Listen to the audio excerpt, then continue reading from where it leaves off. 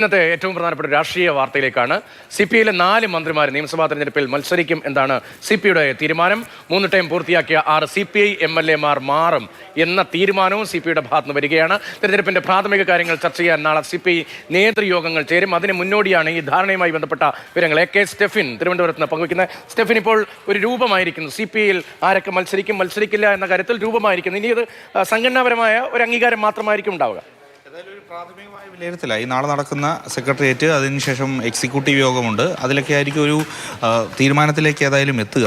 ഇപ്പോൾ ഉണ്ടായിരിക്കുന്ന ഒരു പൊതുധാരണ എന്ന് പറയുന്നത് മികച്ച പ്രകടനം കാഴ്ചവെക്കാത്ത കുറച്ച് MLA മാരുണ്ട്, സിറ്റിംഗ് MLA മാർ. അത് 3 ടേം പൂർത്തിയാക്കിയവരുണ്ട്. അങ്ങനെ 6 പേരുടെ പട്ടികയാണ് എടുത്തിരിക്കുന്നത്. അവരെല്ലാം തന്നെ മാറ്റും. 3 ടേമാണ്, 3 വട്ടം മത്സരിക്കുക, ജയിക്കുക എന്നുള്ളതാണ്. അടുപ്പിച്ച് എന്നുള്ളൊരു നിബന്ധന CPI സംബന്ധിച്ചിടത്തോളം ഇല്ല.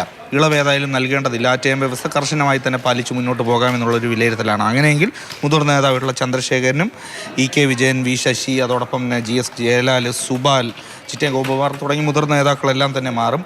ഒപ്പം മറ്റ് തിരുവനന്തപുരമൊക്കെ നോക്കിക്കഴിഞ്ഞാൽ നെടുമങ്ങാട്, GR അനിലൊക്കെ ഒരു ടേമേ ആയിട്ടുള്ളൂ. മന്ത്രിമാർ 4 പേരും മത്സരിക്കും. മന്ത്രിമാർ മത്സരിക്കുന്നതിന് ടേം പ്രശ്നം വരുന്നില്ല, കാരണം എല്ലാവരും ആദ്യവട്ടമൊക്കെയാണ് അല്ലേ? അതെ, 3 മന്ത്രിമാർ ആദ്യവട്ടമാണ്. മന്ത്രി രാജൻ മാത്രമേ ഇപ്പോൾ 2 ടേം മത്സരിച്ച് ജയിച്ചിട്ടുള്ളൂ. അതുകൊണ്ട് തന്നെ ഒരു ഇളവും കൂടെ നൽകാനുള്ള സാധ്യതയാണുള്ളത് മന്ത്രി K രാജന്. ഒപ്പം തന്നെ മറ്റ് മണ്ഡലങ്ങളിലൊക്കെ നോക്കിക്കഴിഞ്ഞാൽ ഏതാണ്ട് 25 സീറ്റിലാണ് കഴിഞ്ഞ തവണ CPI മത്സരിച്ചത്. അതായത് 17 സീറ്റും ജയിച്ചിട്ടുണ്ട്.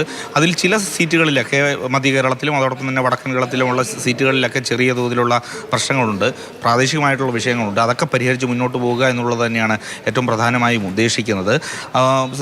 ഇപ്പോൾ മാറ്റം വരുന്നത്, ഇപ്പോൾ ചിറയൻകീഴ് സീറ്റ് വേക്കൻ്റ് ആവുകയാണ്.